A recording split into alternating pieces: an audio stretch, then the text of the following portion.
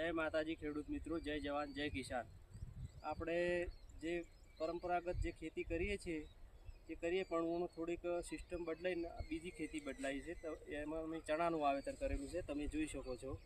હું નવી ખેતી કરી છે, જે આ વર્ષોથી રાયડો નહીં વાવતા, આ સાલ અમે ચણાનું વાવેતર કર્યું છે, જે આમાં કોઈ પણ કેમિકલ નાખ્યું નથી અને પ્રાકૃતિક બનાવ્યા છે। આમાં બીજા અમૃત અને જીવા અમૃત આ બે પટ આપેલા છે। આમાં કોઈ પણ ડીએપી કે એરિયાનો છંટકાવ કરેલો નહીં, કે પાયામાં પણ આપ્યું નથી। તેમ છતાં પણ તમે જોઈ શકો છો, એનો ગ્રોથ એકદમ એમ કે એક નંબરની ક્વોલિટી છે।